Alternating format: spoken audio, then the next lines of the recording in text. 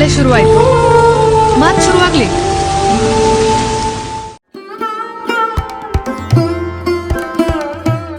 ನಮಸ್ಕಾರ ಕರ್ನಾಟಕ, ನಾನು ನಿಮ್ಮ ವಿಜಯ್. ಹೆಂಗಿದ್ದೀರ ಎಲ್ಲರೂ? ಸಖತ್ತಾಗಿದ್ದೀರ ಅನ್ಕೊತಾ ಇದ್ದೀನಿ, ಸೂಪರ್ ಆಗಿದ್ದೀರ ಅನ್ಕೊತಾ ಇದ್ದೀನಿ. ಮತ್ತೊಂದು ಹೊಸ ಲಾಗ್ಗೆ ಸ್ವಾಗತ. ಇವತ್ತಿನ ಒಂದು ಪುಸ್ತಕ ಪರಿಚಯ ಯಾವುದು ಅನ್ನೋದಾದರೆ ಹಾಣಾದಿ ಅಂತ. ಈ ಒಂದು ಪುಸ್ತಕವನ್ನು ಬರೆದಿರ್ತಕ್ಕಂಥವ್ರು ಯುವ ಬರಹಗಾರರಾದಂತಹ ಕಪಿಲ ಪಿ ಹುಮನಾಬಾದೆ. ಇವರು ಬರೆದಿರ್ತಕ್ಕಂಥ ಅದ್ಭುತವಾಗಿರ್ತಕ್ಕಂಥ ಒಂದು ಸಸ್ಪೆನ್ಸ್ ಥ್ರಿಲ್ಲರ್ ಕಾದಂಬರಿ ಇದಾಗಿದೆ ಅಂತಲೇ ಹೇಳಬಹುದು. ಕಪಿಲ ಪಿ ಹುಮನಾಬಾದೆ ಮೂಲತಃ ಬಂದು ಕಲ್ಯಾಣ ಕರ್ನಾಟಕ ಭಾಗದವರು. ಯುವ ಬರಹಗಾರರಾದಂಥ ಇವರು ಈ ಒಂದು ಕಾದಂಬರಿಯನ್ನು ಬರೆದಾಗ ಅವರ ವಯಸ್ಸು ಬಂದು ಕೇವಲ 19. ಆ ಒಂದು ವಯಸ್ಸಿನಲ್ಲಿ ಇಷ್ಟೊಂದು ಅದ್ಭುತವಾಗಿರ್ತಕ್ಕಂತಹ ಒಂದು ಸೊಗಸಾದ ಥ್ರಿಲ್ಲಿಂಗ್ ಮತ್ತು ಸಸ್ಪೆನ್ಸ್ ಆಗಿರತಕ್ಕಂಥ ಕಾದಂಬರಿಯನ್ನು ಬರೆದಿದ್ದಾರೆ ಅಂದರೆ ನಿಜಕ್ಕೂ ನಂಬಲು ಅಸಾಧ್ಯ ಆಗಿತ್ತು ನನಗೆ. ಈ ಒಂದು ಪುಸ್ತಕವನ್ನು ಕೊಂಡು ಓದಿದ ಮೇಲೆ ನಿಜಕ್ಕೂ ಅವರಿಗೆ ಪ್ರಶಂಸಿಸಲೇಬೇಕು ಅಂತ ಅನಿಸಿತ್ತು ನನಗೆ. ಯಾಕಂದರೆ ಅಷ್ಟೊಂದು ಅದ್ಭುತವಾಗಿ ಸೊಗಸಾಗಿ ಕಥೆಯನ್ನು ತೆಗೆದುಕೊಂಡು ಹೋಗಿದ್ದಾರೆ ಅಂತಲೇ ಹೇಳಬಹುದು.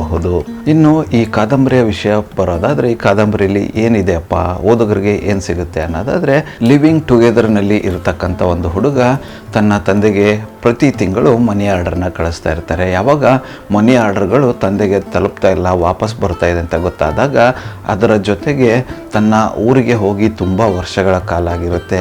ಆ ಎರಡೂ ಒಂದು ವಿಚಾರವನ್ನು ಇಟ್ಕೊಂಡು ತನ್ನ ಹುಟ್ಟೂರಿನತ್ತ ಪಯಣ ಬೆಳೆಸುವಂತಹ ಮಗನ ಕಥೆ ಇದಾಗಿದೆ. ಒಂದು ಅದ್ಭುತವಾಗಿರ್ತಕ್ಕಂಥ ತಂದೆ ಮಗನ ಬಾಂಧವ್ಯ ಕೂಡ ಒಂದು ಕಾದಂಬರಿಯಲ್ಲಿ ಅಡಗಿದೆ ಅಂತಲೇ ಹೇಳಬಹುದು.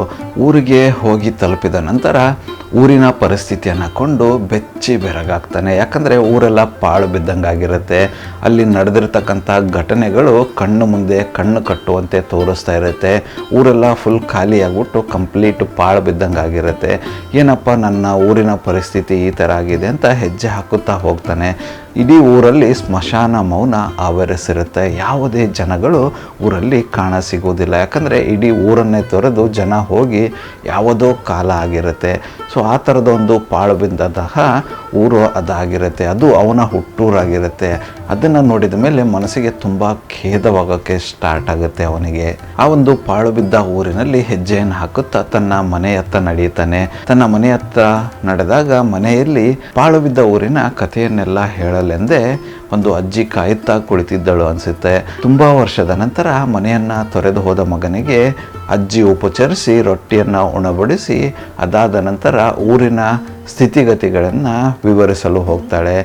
ಮನೆಯ ಮುಂದೆ ಇರತಕ್ಕಂಥ ಬಾದಾಮಿ ಮರ ನಿಮ್ಮಪ್ಪನಿಗೆ ಎಷ್ಟೊಂದು ಇಷ್ಟವಾಗಿತ್ತು, ಅದನ್ನು ಬಾದಾಮಿ ಮರ ಆಗಿರದೆ ಒಂದು ಸ್ವಂತ ಮಗನಂತೆ ನಿಮ್ಮಪ್ಪ ಬೆಳೆಸಿದ ಅಂತೆಲ್ಲ ಹೇಳೋಕ್ಕೆ ಶುರು ಮಾಡ್ತಾಳೆ. ಹೀಗೆ ಊರಿನ ಬಗ್ಗೆ ಒಂದೊಂದಾಗಿ ವಿಚಾರವನ್ನು ಹೇಳುತ್ತಾ ಎಳೆಯಾಗಿ ಎಲ್ಲನೂ ಬಿಚ್ಚಿಡ್ತಾ ಹೋಗ್ತಾಳೆ. ಅದರೊಟ್ಟಿಗೆ ನಿಮ್ಮಪ್ಪ ಊರನ್ನು ತೊರೆದು ಸುಮಾರು ವರ್ಷಗಳಾಗಿದೆ, ನಿಮ್ಮಪ್ಪ ಇವಾಗ ಹೊಲದಲ್ಲಿಯೇ ವಾಸವಾಗಿದ್ದಾನೆ ಅಂತ ಹೇಳ್ತಾರೆ. ನಿಮ್ಮಪ್ಪನ ಭೇಟಿಯಾಗಲು ಸಂಜೆ ಹೊಲದ ಹತ್ರ ಹೋಗೋಣ, ನೀನು ರೆಡಿಯಾಗಿರು ಅಂತ ಹೇಳ್ಬಿಟ್ಟು ಮಗನಿಗೆ ರೆಡಿ ಕೂಡ ಮಾಡಿಸ್ತಾಳೆ. ಇದಾದ ನಂತರ ಇಬ್ಬರು ಒಟ್ಟಾರೆಯಾಗಿ ಸೇರಿಕೊಂಡು ಹೊಲದತ್ತ ಹೆಜ್ಜೆ ಹಾಕ್ತಾರೆ. ಹೊಲದತ್ತ ಹೆಜ್ಜೆ ಹಾಕ್ತಾ ಕತ್ತಲು ಆವರಿಸೋಕ್ಕೆ ಶುರು ಆಗುತ್ತೆ. ಇವರು ಹೊಲದತ್ತ ಹೋಗಬೇಕಾದಾಗ ಕಗ್ಗತ್ತಲ ರಾತ್ರಿ ಅದಾಗಿರುತ್ತೆ. ಆವಾಗ ಒಂದೊಂದಾಗಿ ನಡೆದ ಘಟನೆಗಳನ್ನು ಇನ್ನೂ ವಿವರವಾಗಿ ಹೇಳ್ತಾಳೆ ಅಜ್ಜಿ ಮಗನಿಗೆ. ನಿಮ್ಮಪ್ಪ ಮನೆಯ ಮುಂದೆ ಒಂದು ಬಾದಾಮಿ ಗಿಡವನ್ನು ಬೆಳೆಸಿರ್ತಾನಪ್ಪ. ಆ ಒಂದು ಬಾದಾಮಿ ಗಿಡವನ್ನು ಊರಿನ ಜನರೆಲ್ಲ ಸೇರಿಬಿಟ್ಟು ಕಡೆದು ಹಾಕ್ತಾರೆ. ಆವಾಗ ನಿಮ್ಮ ಅಪ್ಪನಿಗೆ ತುಂಬ ಬೇಜಾರಾಗುತ್ತೆ, ಎಲ್ಲಿಲ್ಲದ ನೋವಾಗುತ್ತೆ. ಯಾಕಂದರೆ ನಾನು ಆವಾಗಲೇ ಹೇಳಿದಂಗೆ ಬಾದಾಮಿ ಮಗ ಅಂದರೆ ನಿಮ್ಮಪ್ಪನಿಗೆ ಮಗನ ಸಮ ಆಗಿತ್ತು. ಅವರು ಕಡಿಯೋದಕ್ಕೆ ಒಂದು ಕಾರಣ ಬೇಕಿತ್ತು. ಏನಪ್ಪ ಅದು ಕಾರಣ ಅನ್ನೋದಾದರೆ, ಆ ಒಂದು ಬಾದಾಮಿ ಮರದಲ್ಲಿ ಒಂದು ದೆವ್ವ, ಪೇತ, ಪಿಶಾಚಿ ಅಡಗಿದೆ ಅಂತ ಎಲ್ಲರೂ ನಂಬಿರ್ತಾರೆ. ಅದು ಊರಿಗೆಲ್ಲ ಕಾಟ ಕೊಡ್ತಾ ಇದೆ ಅನ್ನೋ ಥರ ಎಲ್ಲರೂ ಬಂದು ಮಾತಾಡ್ತಾ ಇರ್ತಾರೆ. ಆ ಒಂದು ಬಾದಾಮಿ ಮರದ ವಿಷಯಕ್ಕೆ ನಿಮ್ಮಪ್ಪನೊಟ್ಟಿಗೆ ಊರಿನ ಜನರೆಲ್ಲರೂ ಸೇರಿ ಗಲಾಟೆ ಕೂಡ ಮಾಡಿಕೊಂಡಿರ್ತಾರೆ ಅಂತ ಹೇಳ್ತಾರೆ. ಎಷ್ಟೇ ಹೇಳಿದರೂ ನಿಮ್ಮಪ್ಪ ಬಾದಾಮಿ ಮರವನ್ನು ಕಡಿಯಲು ಒಪ್ಪಿರುವುದಿಲ್ಲ. ಆ ಥರದ ಒಂದು ಸಂದರ್ಭಗಳು ಒದಗಿ ಬಂದಾಗ ಊರಿನ ಜನಕ್ಕೆ ಏನು ಮಾಡಬೇಕು ಅಂತ ದಿಕ್ಕೇ ತೋಚದಂಗಾಗಿ ಇವನಂತೂ ಹೇಳಿದರೂ ಕೇಳ್ತಾ ಇಲ್ಲ, ಬಾದಾಮಿ ಮರದ ವಿಚಾರದಲ್ಲಿ ಹಠ ಹಿಡಿದುಕೊಂಡು ಕೂತಿದ್ದಾನೆ ಅಂದ್ಬಿಟ್ಟು ನಿಮ್ಮಪ್ಪ ಇಲ್ಲದ ಒಂದು ಸಮಯವನ್ನು ನೋಡಿ ನನ್ನನ್ನು ಮನೆ ಒಳಗಡೆ ಕೂಡು ಹಾಕಿ ಇರ್ತಕ್ಕಂಥ ಬಾದಾಮಿ ಮರವನ್ನು ಕಡೆದು ಬಿಸಾಕ್ತಾರೆ ಅಂತ ಹೇಳ್ತಾಳೆ ಅಜ್ಜಿ. ಅದಾದ ನಂತರ ಆ ಒಂದು ಕಡೆದು ಹೋದ ಮರವನ್ನು ನೋಡಿ ನಿಮ್ಮಪ್ಪ ತುಂಬ ಚಿಂತೆಗೊಳಗಾಗ್ತಾನೆ. ಸ್ವಂತ ಮಗನನ್ನೇ ಕಳೆದುಕೊಂಡಿರ್ತಕ್ಕಂಥ ನೋವು ಅವನಲ್ಲಿ ಆವರಿಸುತ್ತೆ. ಅದಾದ ನಂತರ ನನ್ನನ್ನು ಒಳಗಡೆ ಮನೆಯಲ್ಲಿ ಬಂಧಿಸಿ ಆ ಒಂದು ಕಡಿದಂತಹ ಬಾದಾಮಿ ಮರದ ರೆಂಬೆ ಕೊಂಬೆಗಳನ್ನೆಲ್ಲ ಜೋಡಿಸಿ ಬೆಂಕಿ ಹಾಕಿ ಅದರೊಟ್ಟಿಗೆ ನಿಮ್ಮಪ್ಪನೂ ಕೂಡ ಹಾರಿ ಪ್ರಾಣವನ್ನು ಬಿಡ್ತಾನೆ ಅಂತ ಅಜ್ಜಿ ಹೇಳಿದಾಗ ಮಗನ ಹೃದಯ ಒಡೆದು ಚೂರಾಗಿ ಹೋಗಿರುತ್ತೆ. ಏನಕ್ಕಪ್ಪ ಅನ್ನೋದಾದರೆ ತುಂಬ ವರ್ಷದ ನಂತರ ಎಷ್ಟೋ ಆಸೆಯನ್ನು ಇಟ್ಟುಕೊಂಡು ಒಬ್ಬ ಮಗ ತನ್ನ ತಂದೆಯನ್ನು ನೋಡಲು ಬಂದಿರ್ತಾನೆ. ಅವನಿಗೆ ಈ ಥರದ ಒಂದು ವಿಷಯ ಗೊತ್ತಾದಾಗ ಹೇಗಾಗಬೇಡ ಹೇಳಿ, ತಂದೆಯ ಪ್ರೀತಿ ಮಗನ ಪ್ರೀತಿ ಅತ್ಯಂತ ಅದ್ಭುತವಾಗಿ ಸೊಗಸಾಗಿ ಒಂದು ಸರಳ ಭಾಷೆಯಲ್ಲಿ ವಿವರಿಸಿದ್ದಾರೆ ಅಂತಲೇ ಹೇಳ್ಬೋದು. ಅದರೊಟ್ಟಿಗೆ ಉತ್ತರ ಕರ್ನಾಟಕದ ಭಾಷೆಯ ಸೊಗಡು ಎಲ್ಲ ಕಡೆಗೂ ರಾರಾಜಿಸುತ್ತಾ ಇರುತ್ತೆ ಈ ಒಂದು ಕಾದಂಬರಿಯಲ್ಲಿ ಅಂತಲೇ ಹೇಳಬಹುದು. ಅತ್ಯಂತ ಅದ್ಭುತವಾಗಿರತಕ್ಕಂತಹ ಕತೆ ತೆಗೆದುಕೊಂಡು ಹೋಗಿರತಕ್ಕಂತಹ ರೀತಿ ಅಂತಲೇ ಹೇಳಬಹುದು. ಆ ಒಂದು ಅಪ್ಪನ ಸಾವಿನ ಸುದ್ದಿ ಕೇಳಿ ಅದಾದ ನಂತರ ಮುಂದೇನಾಯಿತು ಅಂತ ಕೇಳಿದಾಗ ಈ ಊರನ್ನು ತೊರೆಯಲು ಕಾರಣ ಏನು ಅಂತ ಎಲ್ಲ ಮಗ ಪ್ರಶ್ನೆ ಕೇಳ್ತಾನೆ ಅಜ್ಜಿಗೆ. ಪ್ರಶ್ನೆ ಕೇಳಿದಾಗ ಅಜ್ಜಿ ಹೇಳಿದ ಉತ್ತರ ಕೇಳಿ ಮಗ ಇನ್ನಷ್ಟು ಶಾಕ್ ಆಗ್ತಾನೆ. ಏನಪ್ಪ ಅದು ಅನ್ನೋದಾದರೆ, ಅಪ್ಪ ಸಾಯುವ ಮುಂಚೆ ಯಾರೆಲ್ಲ ನನಗೆ ಈ ಒಂದು ಪರಿಸ್ಥಿತಿನೇ ತಂದಿದ್ರೆ ನಿಮಗೆ ಮುಂದೆ ದೆವ್ವ ಆಗಿ ಕಾಡ್ತೀನಿ, ಯಾರನ್ನೂ ಬಿಡಲ್ಲ ಅಂತ ಶಪಥ ತೊಟ್ಟು ಅಂದರೆ ಪಣ ತೊಟ್ಟು ಬೆಂಕಿಗೆ ಹಾರಿರ್ತಾನೆ. ಅದಾದ ಮೇಲೆ ಸುಮಾರು ವಿಷಯಗಳು ಊರಲ್ಲಿ ಸಂಭವಿಸುತ್ತೆ. ಆ ಒಂದು ಭಯಕ್ಕೆ ಊರಿನ ಜನರು ಮನೆಗಳನ್ನೆಲ್ಲ ತೊರೆದು ಬೇರೆ ಬೇರೆ ಕಡೆಗೆ ವಲಸೆ ಹೋಗಿದ್ದಾರೆ. ಅದರಿಂದ ಈ ಒಂದು ಊರು ಈ ಥರ ಪಾಳು ಬಿದ್ದಂಗೆ ಆಗಿದೆ ಅಂತ ಹೇಳ್ತಾರೆ. ಇದೆಲ್ಲ ಕೇಳಿದ ಮೇಲೆ ಮಗನಿಗೆ ತುಂಬ ಅಂದರೆ ತುಂಬ ದುಃಖ ಆಗಲು ಸ್ಟಾರ್ಟ್ ಆಗುತ್ತೆ. ಎನ್ನಿಲ್ಲದ ಪ್ರೀತಿ ಇಟ್ಕೊಂಡು ತಂದೆಯನ್ನು ನೋಡಲು ಬಂದ ಮಗನಿಗೆ ಇಷ್ಟೊಂದು ನಿರಾಸೆ ಆಗುತ್ತೆ ಅಂತ ಅವನು ಊಹಿಸಿಯೂ ಕೂಡ ಇರಲಿಲ್ಲ ಅಂತ ಅನಿಸುತ್ತೆ.